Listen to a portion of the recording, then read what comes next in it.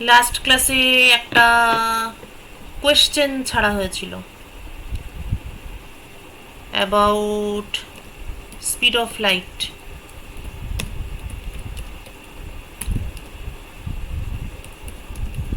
যদি সবার জন্য সেম না হয়, যদি লাইটের স্পিড সবার জন্য সেম না হতো, যদি রিলেটিভ ভেলোসিটির কনসেপ্ট লাইটের ক্ষেত্রেও থাকতো, তাহলে কি অসুবিধা হতো বা কি সুবিধা হতো, এই ব্যাপারে কি কারোর কোনো বক্তব্য আছে? বক্তব্য থাকলে বক্তব্যটা রাখ তাড়াতাড়ি।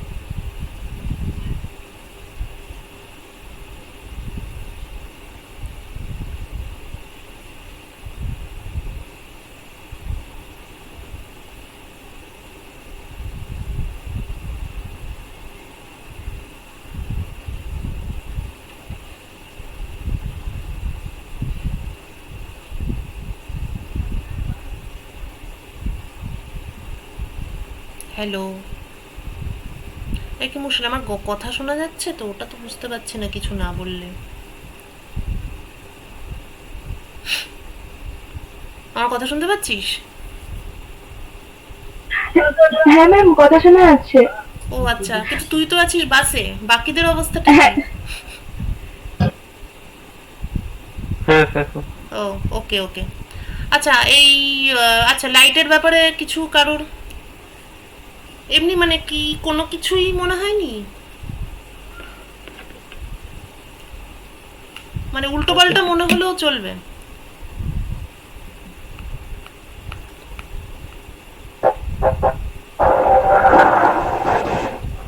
ম্যাম, বল, বলেই ফেল। কোনো বস্তুর বেগ যদি কোনো বস্তুর বেগ যদি লাইটের বেগের সমান, তাহলে তার ওজনটা কিছুটা বেড়ে যায়, মানে ভরটা বেড়ে যায়। বেড়ে যায়, ঠিকই বলেছিস, একদমই ঠিক। এটা কি তোদের এইচএসে কিছুটা ছিল এই ব্যাপারটা, মানে রিলেটিভিটি সংক্রান্ত কিছু? না তুই এমনি পড়েছিস কোথাও? না, ইউটিউবে দেখছিলাম। ও বাহ, খুব ভালো। এই জন্যই আমার ইউটিউব এত পছন্দ। হ্যাঁ, তুই ঠিকই বলেছিস। আচ্ছা, আমি আর একটুখানি, যেহেতু তোরা কিছু বলছিস না, তাই আমি এটা নিয়ে আর একটুখানি বলি। সেটা হচ্ছে যে লাইট হচ্ছে আমাদের জীবনের বা ইউনিভার্সের বল, যাই বল, লাইট হচ্ছে খুব ফান্ডামেন্টাল একটা জিনিস। তার কারণ আমরা যা দেখি সবই দেখি আলোর সাহায্যে। এই স্ক্রিনটা কি শেয়ার করা আছে? ও না না না, ওয়েট ওয়েট ওয়েট।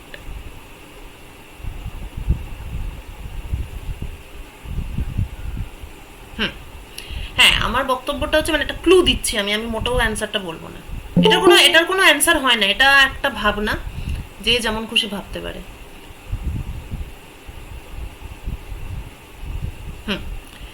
ক্লু এটাই যে লাইটের গুরুত্বটা কি সেটাকে ভাবতে হবে, যে লাইট দিয়ে আমরা আসলে কি করি। মানে এমনি তো আলো জ্বালিয়ে আমরা অনেক কাজ করি, সেটা ব্যাপার না। ব্যাপার হচ্ছে যে লাইট হচ্ছে একটা মাত্র জিনিস যেটা দিয়ে আমরা অবজার্ভ করি। হ্যাঁ, এবার বলতে পারিস আমরা মাইক্রোওয়েভ রেডিয়েশন দিয়েও অবজার্ভ করি। তো এখানে আমি লাইট বলতে অ্যাকচুয়ালি সবই বোঝাচ্ছি। মানে লাইট বলতে আমি শুধুমাত্র দৃশ্যমান যে পোর্শনটা সেটা নয়, অনলি ভিজিবল লাইট বলছি না। লাইট বলতে আমি ফুল রেঞ্জ বলছি।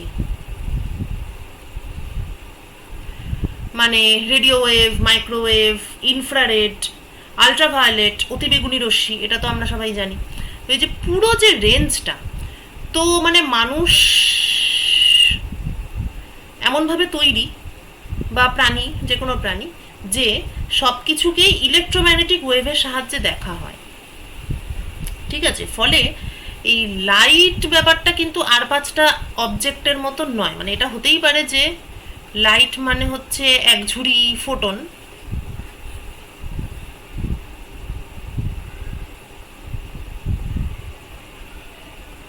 এটা আমি ঝুড়ি আঁকার চেষ্টা করছি। ম্যাডাম, বলো। ওটা আরেকবার রিপিট করুন, কিছু শোনা যায়নি। ও আচ্ছা, নেটের প্রবলেম হচ্ছে। বুঝতে পেরেছি, সে তো হবেই আজকে। সেই তো সমস্যা না অনলাইন ক্লাসে, এটাই হচ্ছে মুশকিল। এখন ওয়েদার খারাপ থাকলেই সব গন্ডগোল। বলছি আমি যে আচ্ছা, তোদের নেটের প্রবলেম আছে, আমি আমার ভিডিওটা অফ করে তাহলে একটু সুবিধা হবে। ঠিক থাক।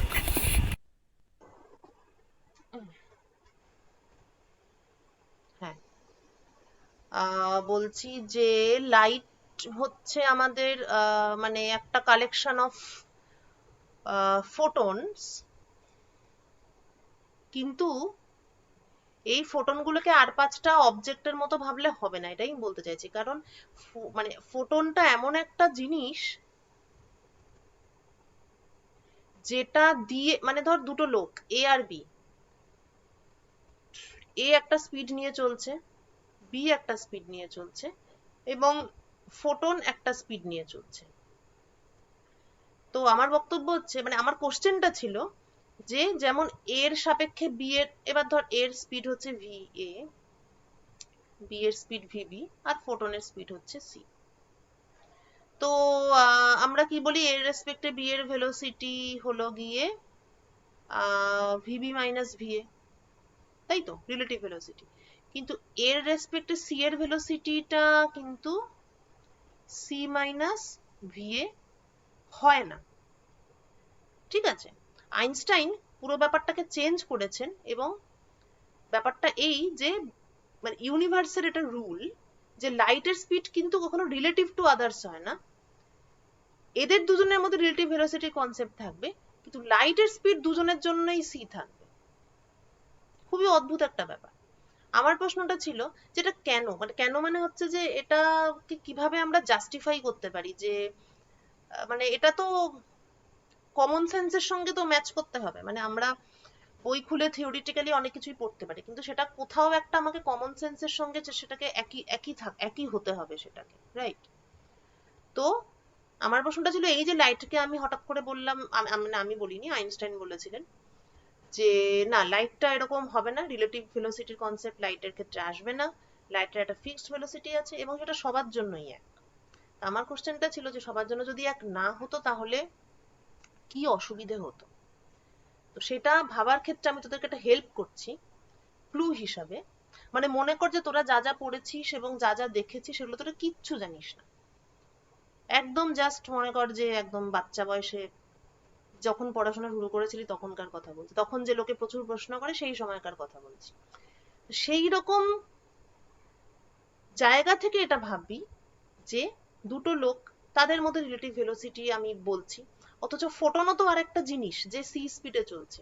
তার ক্ষেত্রে আমি কিন্তু সি মাইনাস ভি এ এটা বলছি না, বা আইনস্টাইন কিন্তু সেটা বলেননি।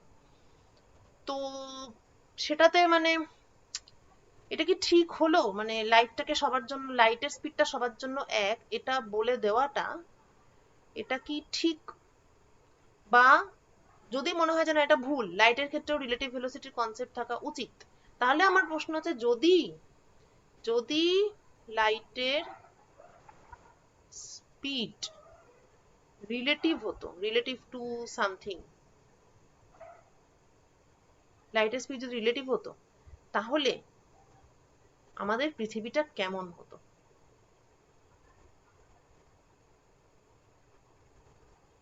দেখতে অসুবিধা হইতো মনে হয় অনেক সেই জিনিসটা।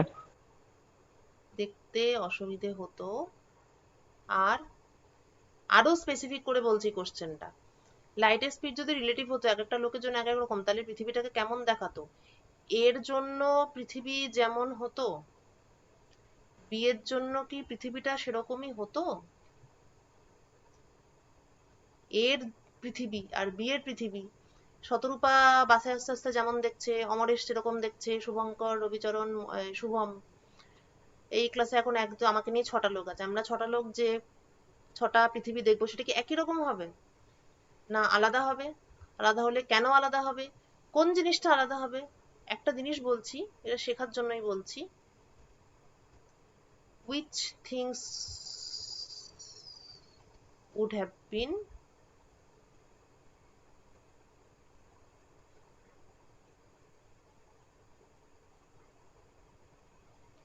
টাইপ করে করে হাতের লেখার 12টা বেজে গেছে, have been different। হ্যাঁ, শেখার জন্য বলছি এই জিনিসটা, যে যখনই কোথাও ভাইভা দিবি বা ইন্টারভিউ দিবি, সবসময় যতটুকুই বলিস, মানে খুব যতটুকু জানবি অবভিয়াসলি ততটুকুই বলবি। তো যতটুকুই বলবি সেটাকে একটা পূর্ণ বাক্যে বলবি, এবং B specific about your answer. যেমন এটা যেমন বলি, ঠিকই বলেছিস যে একটু পৃথিবীটা দেখতে অসুবিধা হতো, কিন্তু কোন জায়গাটাতে অসুবিধা হতো সেইটা হচ্ছে একটা স্পেসিফিক অ্যান্সার। তুই যে অ্যান্সারটা দিলি এটা থেকে বোঝা গেলো তুই ব্যাপারটা বুঝছিস, কিন্তু এটাকে আরো স্পেসিফিক করে বুঝতে হবে। উত্তর, ফিজিক্সের উত্তর মানে সেটা সবসময় কিন্তু স্পেসিফিক হতে হবে। তো কোন জায়গাটায় অসুবিধা হতো, আর এই যে আমরা আলাদা আলাদা লোককে আলাদা আলাদা ভাবে পৃথিবীটাকে দেখতাম, তাহলে আলাদাটা কোনটা আলাদা হতো আর কি। ঠিক আছে, এইটা ভাববি, পরের ক্লাসের জন্য দিলাম ভাবনা। এবার আমরা অঙ্কে ঢুকি, অঙ্ক টঙ্ক করতে হবে। শুরু করব আমাদের গডফাদারকে দিয়ে, Newton, Newton's loss of motion, যেটা পড়ে আসতে বলেছিলাম। দেখি একটা প্রচন্ড সহজ একটা অঙ্ক দিয়ে শুরু করা যাক।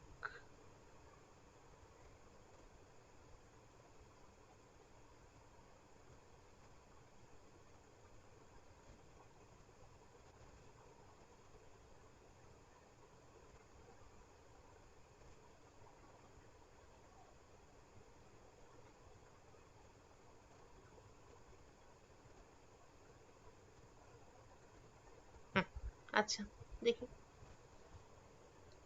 খুব সহজ। ব্লক অফ মাস এম, আবার ইংলিশে লিখছি বলে ঘাবড়ে যাস না, সব বুঝতে পারবি, মাথা ঘামালেই বুঝতে পারবি। Is problem 1 is pulled on a smooth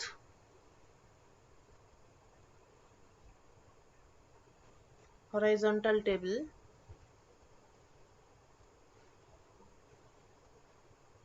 by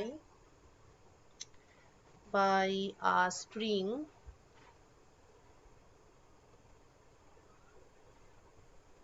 making an angle theta with the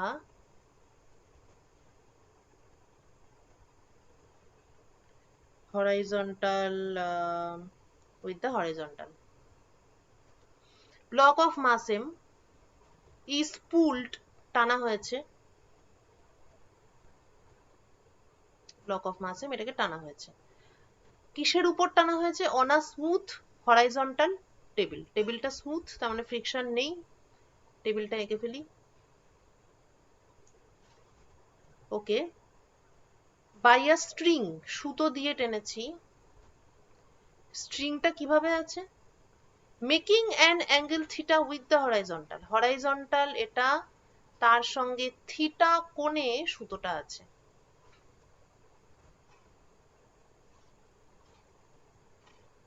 টানা হচ্ছে। ওকে, আচ্ছা কোশ্চেনটা কি? If the acceleration of the block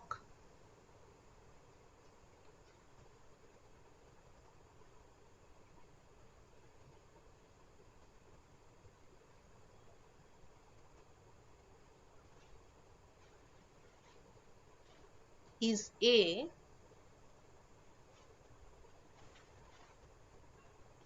find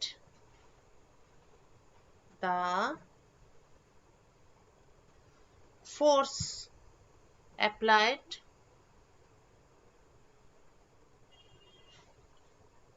by the string। আচ্ছা, অনেকের এইসব সুতো, মাস, টেনশন এসব দেখলেই খুব টেনশন হয়, তোদেরও কি এরকম হয়? কিরকম অঙ্কটা দেখলেই মনে হয় যে কিরকম একটা বুক ধরফর করে? মেকানিক্সের অঙ্ক দেখলে বুক ধরফর করে, এরকম এখানে কে কে আছে? কি রিয়াকশন, কোন দিকে দেব টেনশন, রিয়াকশন কোন দিকে হবে? ওজনটা কোন দিকে কাজ করবে, কম্পোনেন্ট কিভাবে ভাঙবো, এরকম কি কেউ আছে এখানে?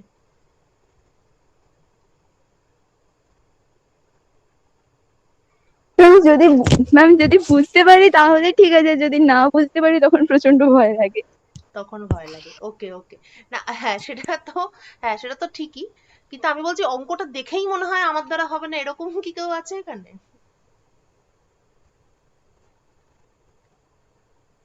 এটা যদি না হয় তাহলে ভালো, এটা হলে পরে সেটা নিয়ে আলাদাভাবে ভাবতে হবে। অঙ্ক দেখেই যদি মনে হয় আমার দ্বারা হবে না, তাহলে কিন্তু খুব চাপ। অঙ্কটা দেখে ভাবতে হবে যে আমার দ্বারা হবে, একটু চেষ্টা করতে হবে। কারণ মেকানিক্সে অনেকের ইয়ে থাকে, প্যানিক থাকে, সেজন্যই জিজ্ঞেস করলাম। বাকিগুলো ঠিকই আছে, মেকানিক্সে অনেকের একটু মানে ইয়ে থাকে আর সাইকোলজিক্যাল ফিয়ার থাকে, আসলে হয়তো পারবে কিন্তু দেখলে মনে হয় যে কিছুতেই পারবো না। যেই পুলি ঘুরতে শুরু করলো ব্যাস মাথাও ঘুরতে শুরু করলো। সো যাই হোক, আচ্ছা তো ব্যাপারটা তো বোঝা গেছে যে কি ঘটছে। এবার ব্লকের অ্যাক্সিলারেশন এ ত্বরণ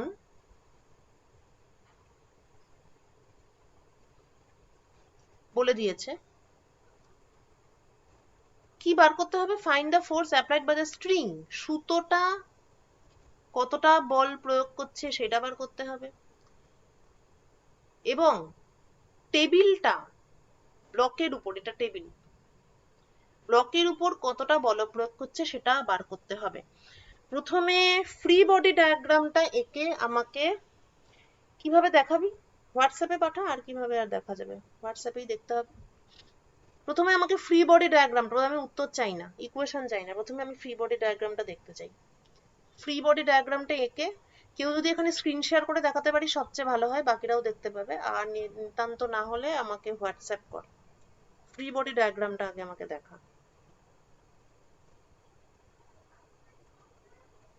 আচ্ছা গ্রুপে পাঠালে আরো ভালো, তাহলে গ্রুপ থেকে সবাই দেখতে পাবে।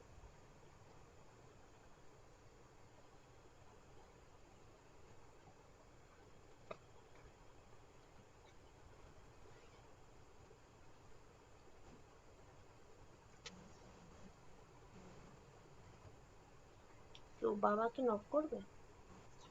ঠিক আছে ঠিক আছে।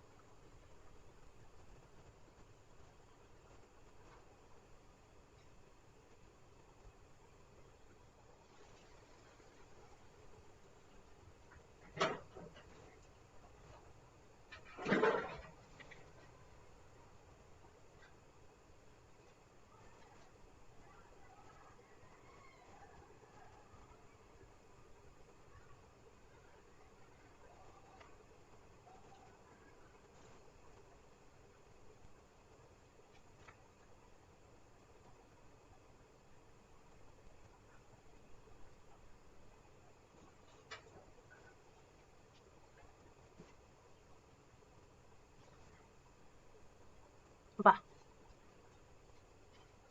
শুভঙ্কর থিটা ঠিক আছে, A cos theta okay, force equal to M A cos theta, fine, ঠিক আছে। আর কেউ?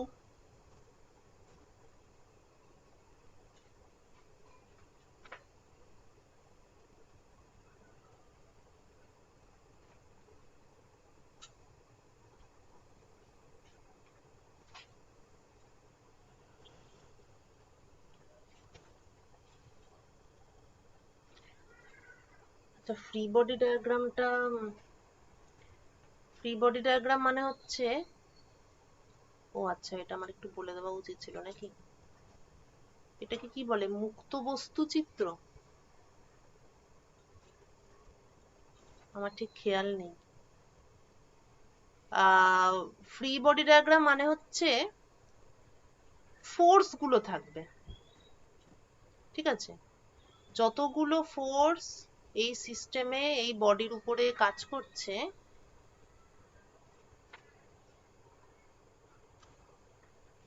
অ্যাক্টিং অন দা বডি, কেবলমাত্র ওই ফোর্স গুলো থাকবে, ঠিক আছে? সেটাকে বলে ফ্রি বডি ডায়াগ্রাম, বা ওই যে মুক্ত বস্তু চিত্র।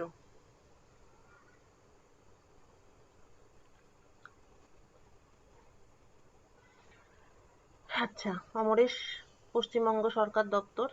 এটা কি খাতা রে Amaresh? sin theta, f cos theta, good. f cos theta equal to ma, f equal to mu by cos theta। আচ্ছা, বেশ, খুব ভালো। বাকিরা পাঠাও, কে কিভাবে করছো, বাকিদেরটা দেখি। এই যারা পাঠিয়েছে তাদের দেখে বাকিরা করবি না, নিজে নিজে করবি কিন্তু। দেখে দেখে করলেই আমি বুঝতে পেরে যাব।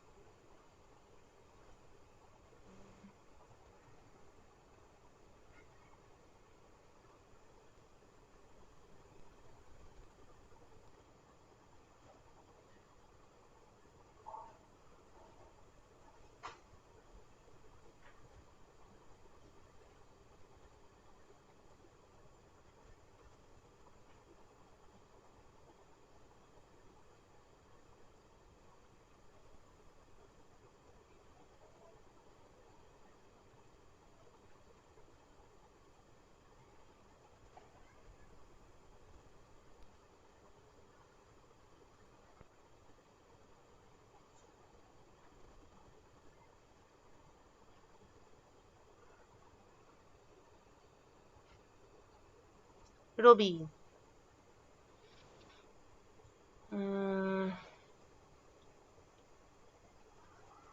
অ্যাক্সিলারেশন, ওকে, এদিকে টি টেনশন, অপর দিকে এন, টি কস থিটা, এপাশে উপরে টি সাইন থিটা। ওকে, বাহ, তিনজন হয়েছে। ও ইয়ে তো ট্রানজিশনে আছিস, শুভম, শুভম বাকি আছে।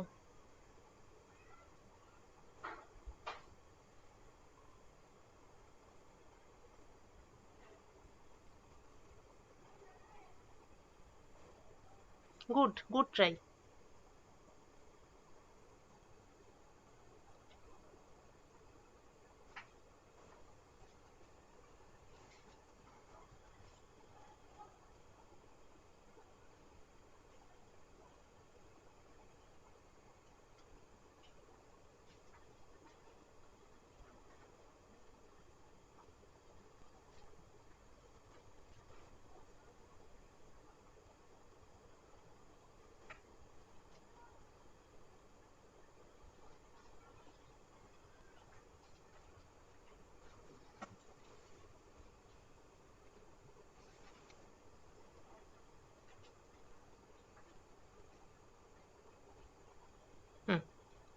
এসে গেছে এফ এফ কস থিটা। ওকে, ঠিক আছে, ভেরি নাইস। এইবার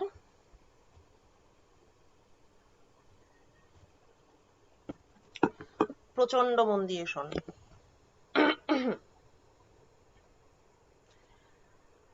আচ্ছা, ফ্রি বডি ডায়াগ্রাম মানে হচ্ছে নো বডি ডায়াগ্রাম। ঠিক আছে, ফ্রি বডি ডায়াগ্রামে কোনো বডি থাকে না, কারণ ফ্রি বডি ডায়াগ্রামে কেবলমাত্র ফোর্স গুলো থাকবে, কেবলমাত্র ফোর্স। তো এবার তোরা যেভাবে করেছিস একটু মানে নিজেরা যদি একে অন্যের উত্তরগুলো দেখিস তাহলে দেখবি যে ঠিক মানে সবার সঙ্গে সবার পুরোপুরি মিল কিন্তু নেই। হ্যাঁ, এবং সবার থেকে কারেক্ট অ্যান্সার সবাই অ্যাকচুয়ালি পাবি না।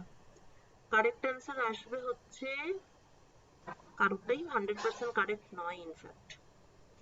ওকে, তো এই জায়গাটাই আমি বলতে চাইছিলাম যে মেকানিক্সের যে কোনো অঙ্ক সেটা দেখতে যতই পাতি মনে হোক না কেন, মানে যদি এটাও মনে হয় যে আমি অঙ্কটা না করেই বলে দিতে পারবো, তবুও মেকানিক্সের যে কোনো অঙ্ক করতে গেলে যেটা একটা নির্দিষ্ট নিয়ম আছে, এই নিয়মটা যে ফলো করবে সে তার হবে, আর যে ফলো করবে না তার হবে না।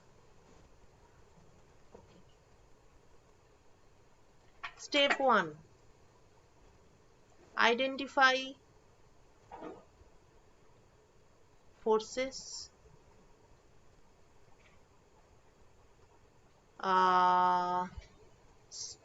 ফোর্স আইডেন্টিফাই করাটা অতটা সময় লাগে না, ওটা সহজেই হয়ে যায় অ্যাকচুয়ালি।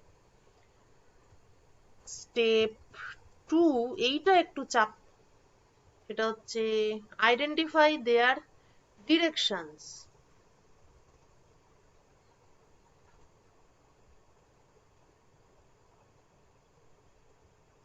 যে ফোর্স গুলো তোরা খুঁজে বার করলি তাদের ডিরেকশনস গুলো বার করতে হবে। Step 3,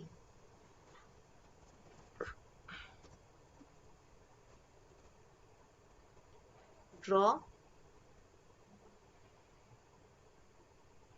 the free body diagram.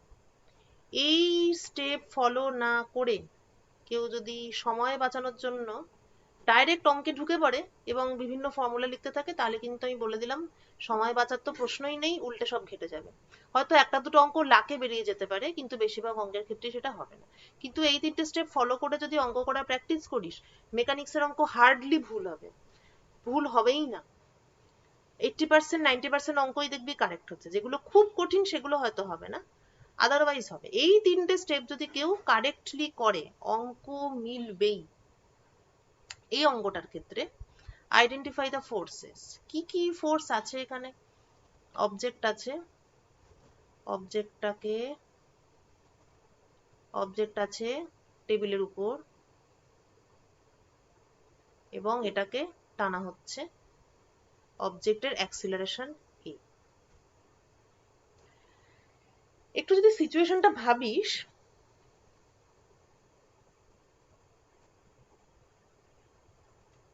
সিচুয়েশনটা হচ্ছে এই,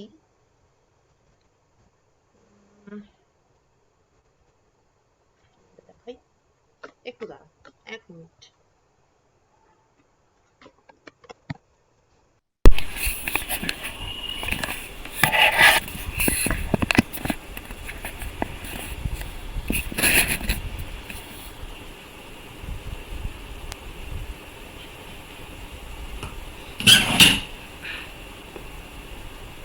চাপ বাবা, হ্যাঁ এবার ঠিক আছে।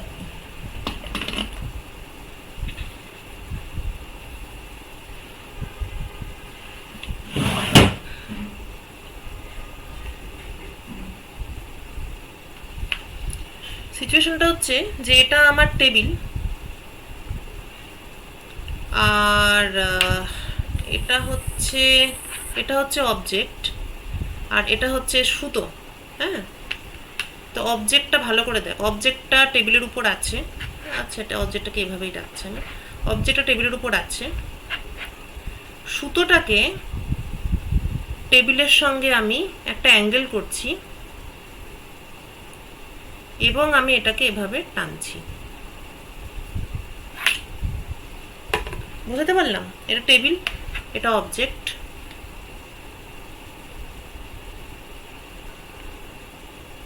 এবং সুতোটাকে আমি এইভাবে টানছি এবং অবজেক্টটা এগোচ্ছে। এভাবে হলে হয়তো বেটার হবে। এরকম ভাবে টানছি এবং অবজেক্টটা এরকম ভাবে এগোচ্ছে। তাহলে অবজেক্টটা কিন্তু টেবিল বরাবর এগোচ্ছে। আমি টানছি এভাবে, আমি টানছি এভাবে। ভারী একটা জিনিস সুতো দিয়ে আমরা টেনেই থাকি, কিন্তু অবজেক্টটা কিন্তু এগোচ্ছে টেবিল বরাবর। এইটা কিন্তু খুব ইম্পর্টেন্ট। তাহলে রবিলোচনের ফোর্স ডায়াগ্রামটা ঠিক আছে, কিন্তু রবিলোচনের অ্যাক্সিলারেশনের ডিরেকশনটা ঠিক নেই। অ্যাক্সিলারেশন কিন্তু টেবিল বরাবর। ঠিক আছে? রবির ফোর্স ডায়াগ্রামটা সব থেকে ঠিক আছে, একদম পুরো ঠিক আছে, কিন্তু অ্যাক্সিলারেশনের ডিরেকশনটা ঠিক নেই। বস্তুটা কিন্তু টেবিল বরাবর এগোচ্ছে। তা যদি না হতো, তুই অ্যাক্সিলারেশনটা এই দিকে দেখিয়েছিস, বস্তু কিন্তু ওদিকে যাচ্ছে না। বস্তু যদি উপরে উঠে যেত তাহলে সেটা তোর এখানে বলা থাকতো, কিন্তু এখানে কি বলছে? Block of mass M is pulled on a smooth horizontal table. Table বরাবর বস্তুটা চলছে, অর্থাৎ অ্যাক্সিলারেশনের ডিরেকশনটা এদিকে নয়, অ্যাক্সিলারেশনের ডিরেকশন হচ্ছে এই দিকে।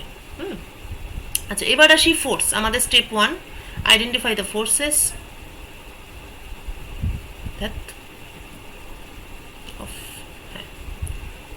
স্টেপ 1, ফোর্স আমার কি কি আছে? একটা আছে mg, এবং স্টেপ 2 হচ্ছে দেয়ার ডিরেকশন। এটা আমরা একবারেই করতে পারি। mg যেটা ভার্টিক্যালি নিচের দিকে। 2 নম্বর হচ্ছে রিয়াকশন ফোর্স, যেটা ভার্টিক্যালি উপরের দিকে।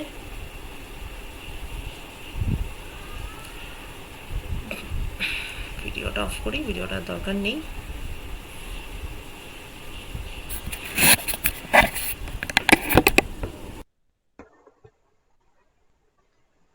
নম্বর ফোর্স টেনশন টি।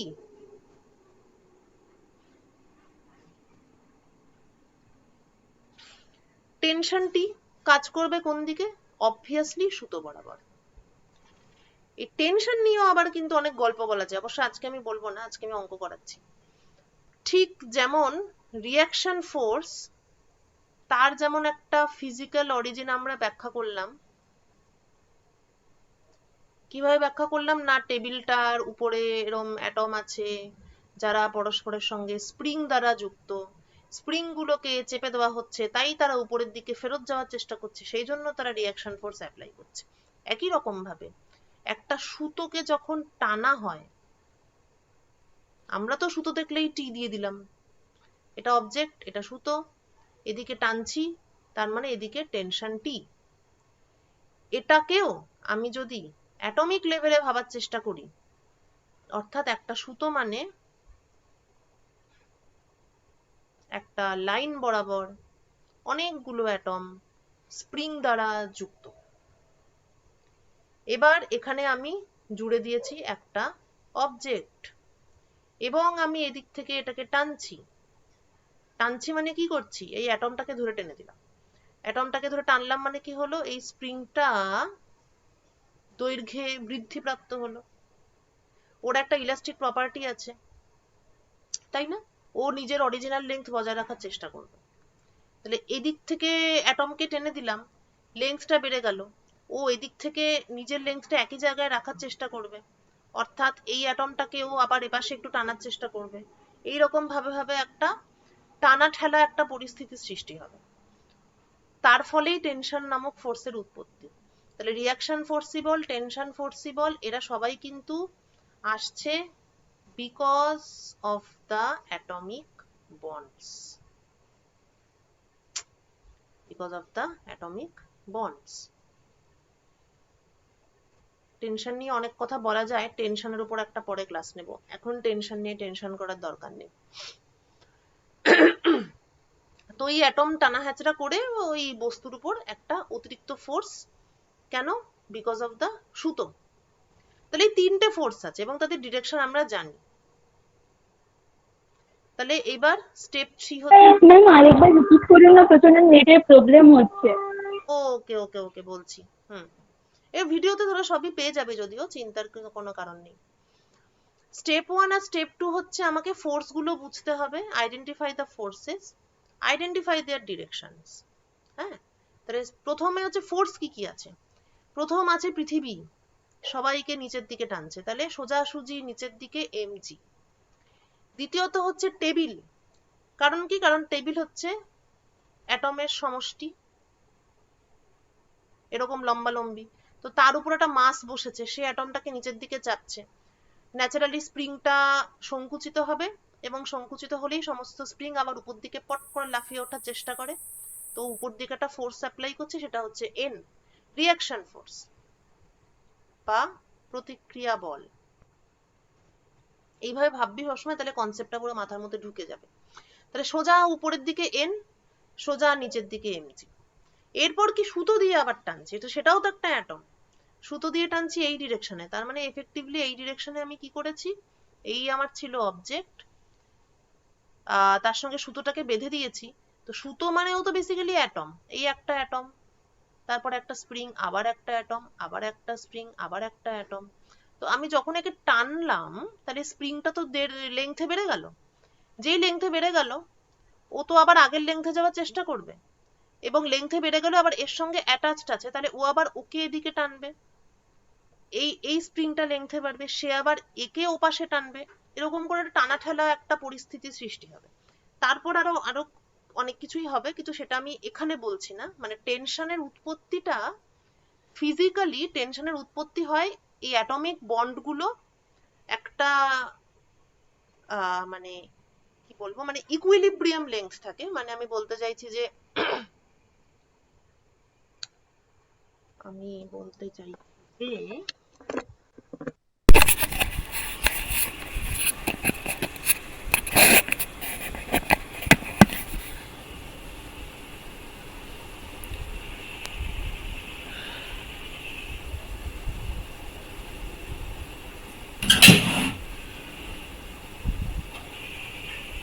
কোথায় গেল, এক মিনিট, পেয়েছি পেয়েছি, এক মিনিট।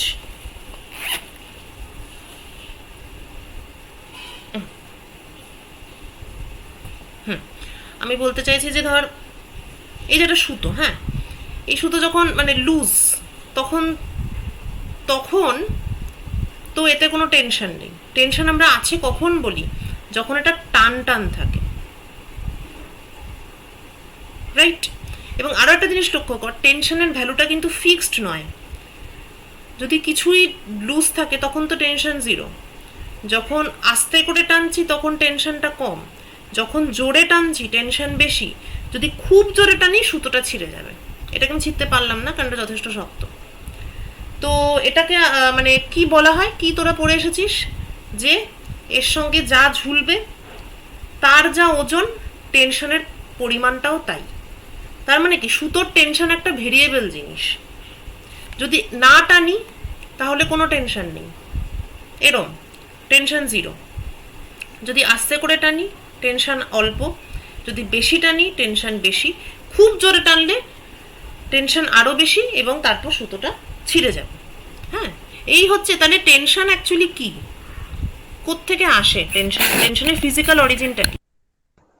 টেনশনের ফিজিক্যাল অরিজিন হচ্ছে দ্য অ্যাটমিক বন্ডস।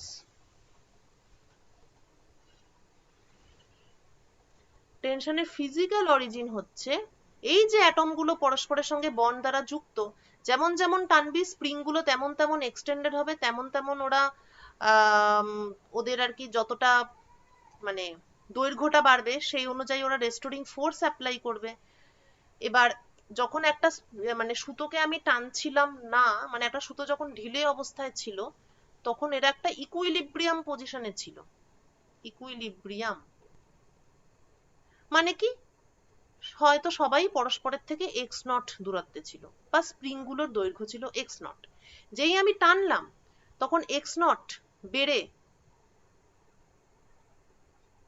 এক্স নটটা বেড়ে হয়ে গেল x1। তাহলে এই যে বাড়লো, এই যে এতটা বাড়লো, এই বাড়ার ফলে ওখানে একটা রেস্টোরিং ফোর্সের উৎপত্তি হবে, কারণ ও তো অবভিয়াসলি আবার আগের জায়গায় যাওয়ার চেষ্টা করবে, এটা তো স্প্রিং আফটার অল, বন্ডগুলো সবই হচ্ছে বেসিক্যালি স্প্রিং। তাহলে টানলাম, দৈর্ঘ্য বেড়ে গেল, আগের জায়গায় যাওয়ার চেষ্টা করবে, একটা ফোর্সের উৎপত্তি হলো, এই ফোর্সের থেকেই আলটিমেটলি টেনশনের উৎপত্তি হয়। তাই এটাকে নিয়ে আরো ডিটেলে আরো বলা যায়, সেটা আমি পরে একটা আলাদা ক্লাসে বলবো, টেনশন নিয়ে প্রচুর কিছু বলার আছে। কিন্তু আপাতত এইটা জেনে রাখবি যে এই যে স্প্রিং এর দৈর্ঘ্য বাড়ছে, তার ফলে একটা প্রত্যানয়ক বল বা রেস্টোরিং ফোর্স সৃষ্টি হচ্ছে, ওটার জন্যই কিন্তু টেনশনের উৎপত্তি হচ্ছে। যত জোরে টানবি তত প্রত্যানয়ক বল বাড়বে, ততই টেনশন বাড়বে। যদি কিছুই না টানিস কোনো টেনশন থাকবে না, কারণ কোনো প্রত্যানয়ক বল থাকবে না। ওকে, যাকে তাহলে এখানে সুতো দিয়ে আমি টানছি এখানে, তাহলে টেনশন এটা একটা অতিরিক্ত ফোর্স, কেন আসছে? ওই অ্যাটমিক বন্ডের জন্য। হয়ে গেল তিনটে ফোর্স। এইবার আসল কাজ, step 3, draw the free body diagram. Free body মানে কি? নো বডি, বডি ফডি এখানে থাকবে না, তার কোনো বডি নেই, বডিটা হচ্ছে জাস্ট একটা পয়েন্ট, কারণ বডি আমার আলোচ্য বিষয় নয়, বডি তো এখানে কোনো ফ্যাক্টর নয়, একটা জিনিসকে টানছি, এই বডিটা গোল হলেও সমস্যা ছিল না, চৌকো হলেও সমস্যা নেই, ফলে বডি আমার সমস্যা নয়, তাহলে বডিটা এখানে জাস্ট একটা পয়েন্ট হলো। কি কি ফোর্স আছে? এমজি নিচের দিকে, রিঅ্যাকশন ফোর্স উপরের দিকে, টেনশন অ্যাঙ্গেল থিটাতে। এইবার অ্যাক্সিলারেশন কোন দিকে হচ্ছে? টেবিল বরাবর চলছে, তাহলে অ্যাক্সিলারেশন হবে এই দিকে। এইটা হচ্ছে, this is your free body diagram. এবং ফ্রি বডি ডায়াগ্রাম যত কারেক্টলি আঁকতে পারবি, ফ্রি বডি ডায়াগ্রাম যদি কারোর কারেক্ট থাকে, তার অঙ্ক ভুল হওয়া তার অসম্ভব, কোনোদিন হবে না অঙ্ক ভুল। যদি ক্যালকুলেশনে ভুল করে সেটা আলাদা ব্যাপার। আচ্ছা, এই প্রসঙ্গে একটা জিনিস বলে রাখি, ফ্রি বডি ডায়াগ্রামে কিন্তু অ্যাক্সিলারেশন থাকে না, মানে কেউ লিখতে পারে কিন্তু সেটা ঠিক নয় আর কি। ফ্রি বডি ডায়াগ্রাম মানে শুধুমাত্র ফোর্স গুলো থাকবে, এন টি এমজি। এটা বোঝার সুবিধার জন্য আমি এটা দেখিয়েছি, বোঝা গেল? দেখবো পরের অঙ্কগুলো কেমন বুঝছিস। আচ্ছা, এইবার দেখ, এবার তো একদম জীবন একদম সহজ। এই এরপর তোরা পারবি, এই টিটাই এখানে টি কস থিটা, এবং উপরে টি sine theta.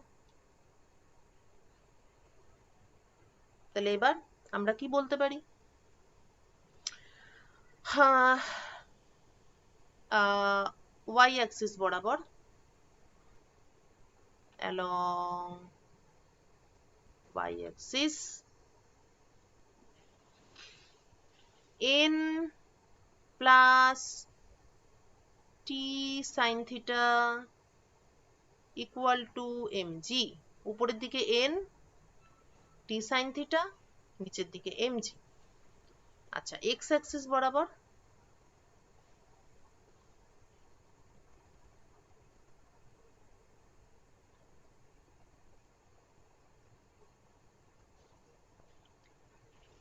t cos theta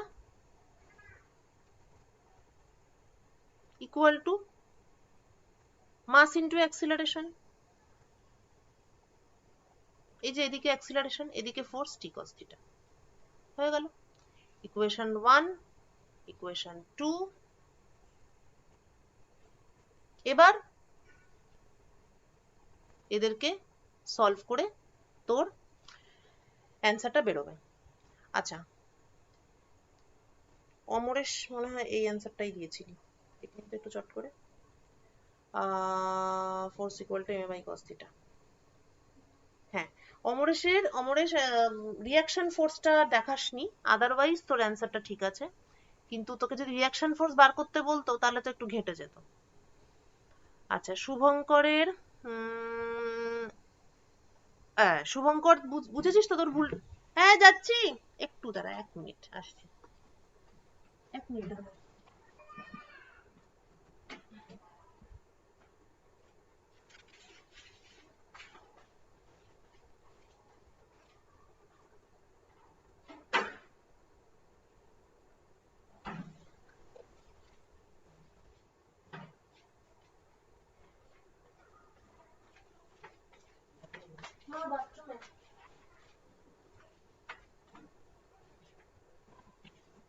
তাহলে শুভঙ্কর তো বুঝে গেছিস একটা খুব মাইনর ভুল ছিল তোর, সেটা হচ্ছে অ্যাক্সিলারেশনের ডিরেকশনটা ভুল ছিল।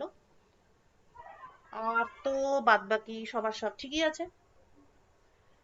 ঠিক আছে, তো এই অঙ্কটা খুব বেসিক, এমনিতে এত ফোর্স ডায়াগ্রাম না এঁকেও অনেকেই করে ফেলে। যখন অঙ্ক করতে করতে পুরো পণ্ডিত ব্যক্তি হয়ে যাবি তখন আর এসব হয়তো দরকার পড়বে না, কিন্তু এখন পাণ্ডিত্য অর্জনের খুব ইনিশিয়াল স্টেজে আছিস, সেজন্য এখন আমি যত অঙ্ক দেব প্রতিটা অঙ্কে আমি ফ্রি বডি ডায়াগ্রাম দেখতে চাই।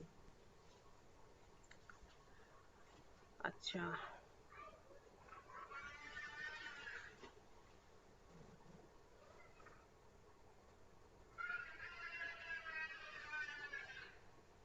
ওকে, next.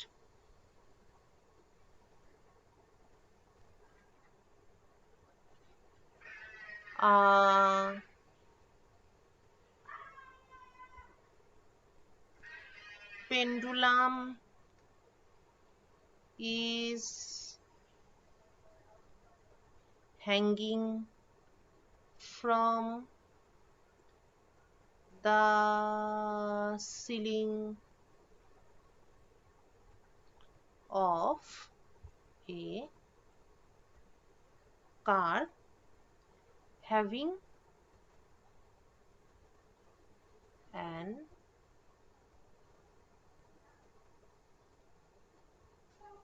acceleration a naught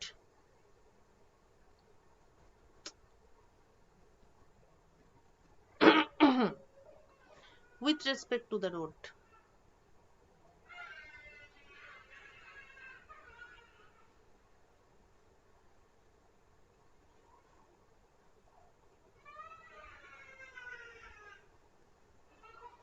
Find the angle made by the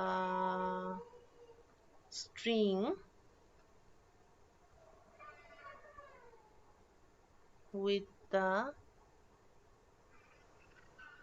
particle. এইটা দেখি যে এই টাইপের অঙ্কগুলো ফ্রি বডি ডায়াগ্রাম ছাড়া মানে কারেক্টলি করা আমার তো মনে হয় বিগিনারদের জন্য প্রায় অসম্ভব। পেন্ডুলাম ঝুলছে গাড়ির সিলিং থেকে, গাড়ি আঁকা যাক।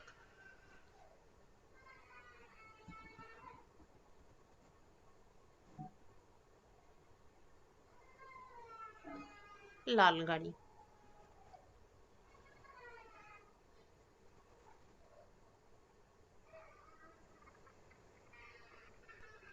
এই হলো আমাদের গাড়ি।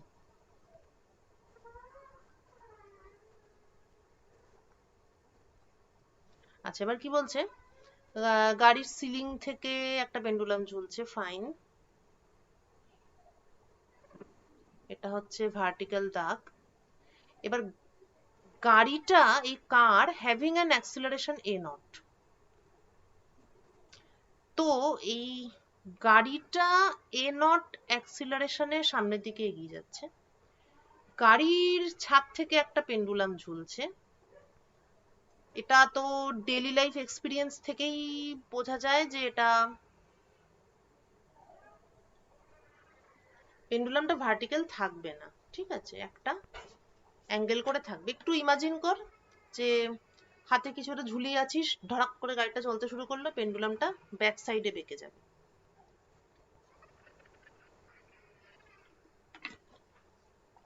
তো কোশ্চেন হলো এই অ্যাঙ্গেলটা, হোয়াট ইজ দিস অ্যাঙ্গেল? কিভাবে করবি এই অঙ্কটা? অ্যাকচুয়ালি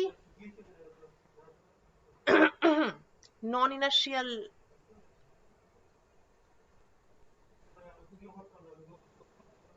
ফ্রেমের problem.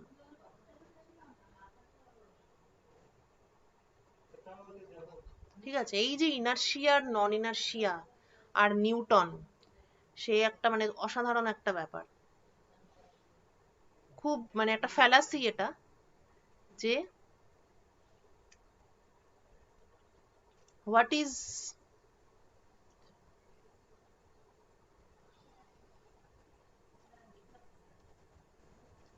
What is inertial frame? Inertial frame কাকে বলে? Frame where Newton's laws hold. এটা ইনার্শিয়াল ফ্রেমের ডেফিনেশন কিন্তু। ইনার্শিয়াল ফ্রেমের ডেফিনেশন কি? এমন যে কোনো ফ্রেম কিভাবে বুঝবো? আমি একটা ফ্রেমের মধ্যে বসে আছি, আমি কি করে বুঝবো যে ওটা ইনার্শিয়াল ফ্রেম? আমি ওখানে টেস্ট করব নিউটনের ল হোল্ড করছে কিনা। আমি একটা ফোর্স অ্যাপ্লাই করব, একটা অ্যাক্সিলারেশন হবে, মাসকে সেটা দিয়ে গুণ করব, সেটা ফোর্সের সঙ্গে ইকুয়াল হলো কিনা। যদি হয় তাহলে আমি যেখানে বসে আছি, আমি এখন একটা খাটের উপর বসে আছি, সেটা আমার ইনার্শিয়াল ফ্রেম। অথচ কেউ যদি জিজ্ঞেস করে যে আচ্ছা বুঝলাম, কিন্তু নিউটনের সূত্র কোথায় হোল্ড করে? হোয়ার ডাজ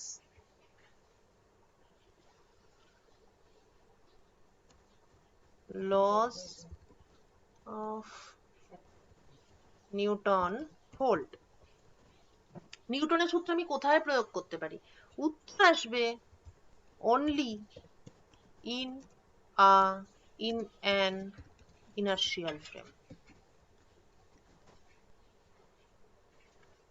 মানে গোলমালটা বুঝতে পারলি? ইনার্শিয়াল ফ্রেমের সংজ্ঞা কি?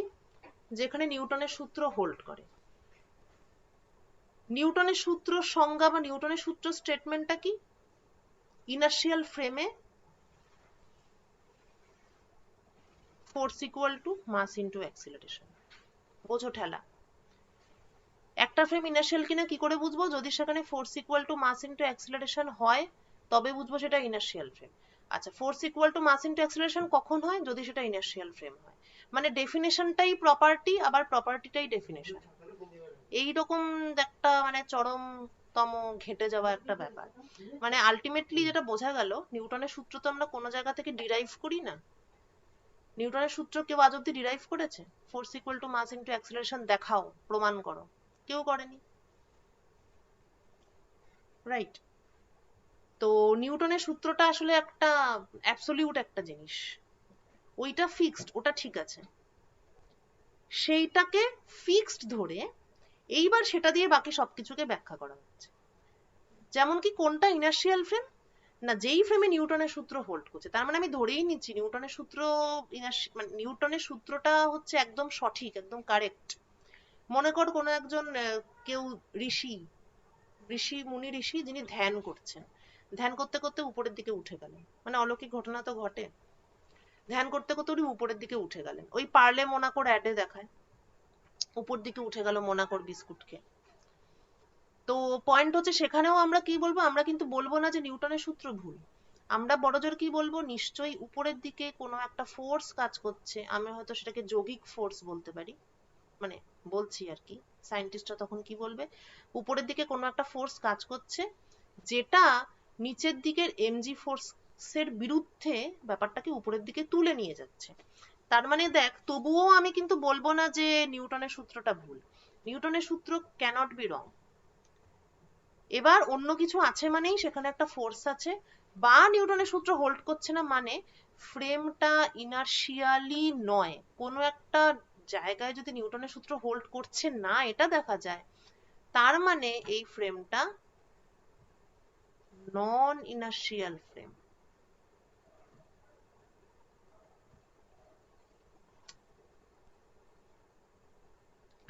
বুঝেছিস? ইনার্শিয়াল ফ্রেমের সংজ্ঞা কিন্তু অনেক জায়গায় অনেক রকম পড়বি, যে ত্বরণ নেই যার, সেটাই ইনার্শিয়াল ফ্রেম। কিন্তু মুশকিল হচ্ছে যে তুই ত্বরণ এগুলোকে ডিফাইন করা সবসময় সম্ভব নয়। কারণ দেখ, স্থির গতিবেগে চলছে বা ত্বরণ নিয়ে চলছে, এগুলো বলা মানে কারুর না কারুর সাপেক্ষে তোকে ব্যাপারটাকে বলতে হবে। কিন্তু মুশকিল হচ্ছে পৃথিবীতে তুই কাকে, কার সাপেক্ষে কাকে ডেসক্রাইব করবি? পৃথিবী নিজে রোটেট হচ্ছে নিজের অক্ষের চারপাশে, আবার সূর্যের চারপাশে ঘুরছে। সূর্য স্থির নয়, সেও গ্যালাক্সির মধ্যে দিয়ে ঘুরে যাচ্ছে। গ্যালাক্সিটাও স্থির নয়, গ্যালাক্সিও মুভ করছে। তো মহাবিশ্বে কোনো কিছুই স্থির নয়, তো তুই কার সাপেক্ষে কাকে ব্যাখ্যা করবি? অনেক রকম ব্যাখ্যা থাকে ইনার্শিয়াল ফ্রেমের, কোনোটাই কিন্তু ফুল প্রুফ নয়। ইনার্শিয়াল ফ্রেমের সংজ্ঞা যদি বলতে হয়, ফুল প্রুফ সংজ্ঞা, তাহলে তার একটাই সংজ্ঞা, নিউটনের সূত্র যেখানে হোল্ড করে সেটাই ইনার্শিয়াল ফ্রেম। তাই এটা অ্যাবসলিউট, নিউটনের সূত্র সঠিক, এটা নিয়ে কোনো কোয়েশ্চেন হবে না, এটাই অ্যাবসলিউট। যেই ফ্রেমে নিউটনের সূত্র হোল্ড করবে সেটা ইনার্শিয়াল, যেই ফ্রেমে হোল্ড করবে না সেটাই নন ইনার্শিয়াল। যেমন এই অঙ্কটাতে দেখ, তুই যদি গাড়ির মধ্যে বসে থাকিস তাহলে তুই কি ভাববি, যে পেন্ডুলামটা সোজা থাকার কথা। গাড়ি যদি ঝাঁকুনি না দেয় তাহলে তো তুই বুঝতে পারবি না যে গাড়ি চলছে কি দাঁড়াচ্ছে কি করছে। তো গাড়ির মধ্যে তুই বসে আছিস, তুই কি এক্সপেক্ট করবি, ছাদ থেকে একটা জিনিস ঝুলছে, সোজাই ঝোলা উচিত। তো তুই বাস্তবে কি দেখলি, এটা একটা কোনা করে ঝুলে আছে। তাহলে তখনই তুই বুঝে গেলি যে এই গাড়ি কিন্তু একটা নন ইনার্শিয়াল ফ্রেম। নন ইনার্শিয়াল ফ্রেমে বসে, এই পেন্ডুলামটা তো নন ইনার্শিয়াল ফ্রেমের ভেতরে আছে, তো if we are inside non inertial frame, তখন আমাকে একটা এক্সট্রা ফোর্স কনসিডার করতে হবে, যেটাকে বলা হয় সিউডো ফোর্স। তাহলে ওই যে আমার স্টেপ 1 এ ছিল আইডেন্টিফাই দ্য ফোর্সেস, তো এই যে গাড়ির মধ্যে পেন্ডুলাম, যা যা ধরার কথা সেটা আমি বলবো না, সেটা তোরা বলবি। এমনি নর্মাল যে ফোর্স গুলো আছে সেটা তো থাকবেই, প্লাস একটা সিউডো ফোর্স থাকবে। সেই সিউডোটা আমি খালি বলে দেবো, সিউডো ফোর্স থাকবে। সিউডো ফোর্সটা কি, কিভাবে নির্ণয় কিভাবে করা হয়, কিভাবে সিউডো ফোর্স নির্ণয় করা হয়। পেন্ডুলাম কোথায় আছে, গাড়িতে। আমি কোথায় আছি, আমিও গাড়িতে আছি। তাহলে প্রথমে আমাকে রেফারেন্স ফ্রেমটাকে চুজ করতে হবে। চুজ দ্য রেফারেন্স ফ্রেম, এটা আমার বলার ভুল, অ্যাকচুয়ালি স্টেপ 1 এর আগে একটা স্টেপ 0 থাকা উচিত।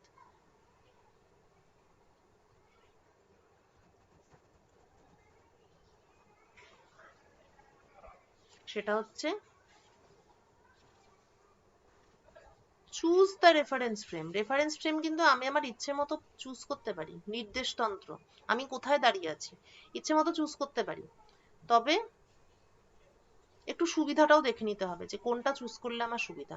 যেমন এই গাড়ির অঙ্কটাই কিন্তু, গাড়ির অঙ্ক কেন, যে কোনো মানে নন ইনার্শিয়াল ফ্রেমের ক্ষেত্রে কিন্তু ওই নন ইনার্শিয়াল ফ্রেমেই দাঁড়িয়ে থাকাটা বেটার। এখানে অ্যাকচুয়ালি আমার দুটো রেফারেন্স ফ্রেম আছে, একটা কার ফ্রেম, বাপরে, আর একটা হচ্ছে ল্যাবরেটরি ফ্রেম। ল্যাবরেটরি ফ্রেম অর্থাৎ আমি রাস্তায় দাঁড়িয়ে আছি।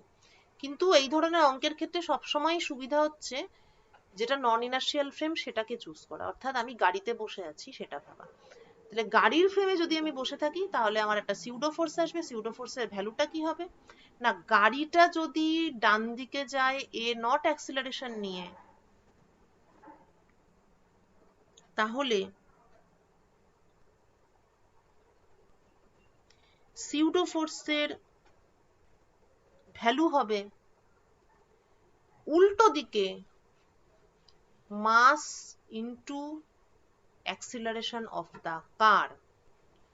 মাস of the object into acceleration of the frame, এখানে ফ্রেম বলতে গাড়িটা।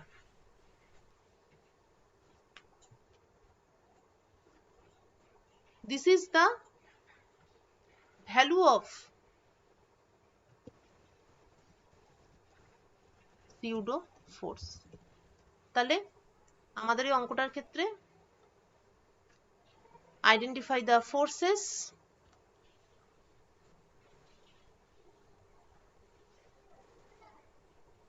এক নম্বর 2 নম্বর এগুলো সব তোরা বলবি। ধরা যাক 4 নম্বর একটা, সেটা হচ্ছে pseudo force, mass of the object m into acceleration of the car a not. Direction কি, গাড়ি যাচ্ছিল ডান দিকে, তাহলে ওর ডিরেকশনটা হবে, সিউডো ফোর্সের ডিরেকশনটা হবে বাম দিকে,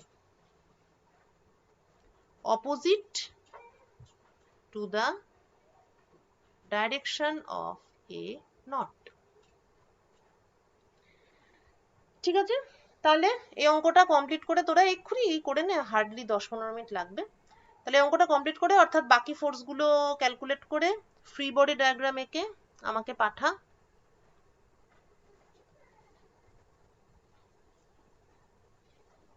ফ্রি বডি ডায়াগ্রাম আঁকবি এবং তারপর সলভ দ্য প্রবলেম। প্রবলেমটা কি আছে? প্রবলেম হ্যাঁ, প্রবলেমটা হচ্ছে যে ও অ্যাঙ্গেলটা বের করতে বলেছে, ছোট প্রবলেম। ঠিক আছে, ফ্রি বডি ডায়াগ্রামটা আঁকবি কিন্তু ওটা টপকাতে যাবি না, বলে দিলাম। ফ্রি বডি ডায়াগ্রাম এঁকে থিটার ভ্যালুটা বের করে আমাকে দেখাবি, তারপর আমি তোদের একটা অ্যাসাইনমেন্ট দেবো। হ্যাঁ, ওটা আমি গ্রুপে পাঠিয়ে দেবো। ঠিক আছে, আচ্ছা অলোক স্যারকে সবাই মেল করেছিস? স্যার যে বলেছিলেন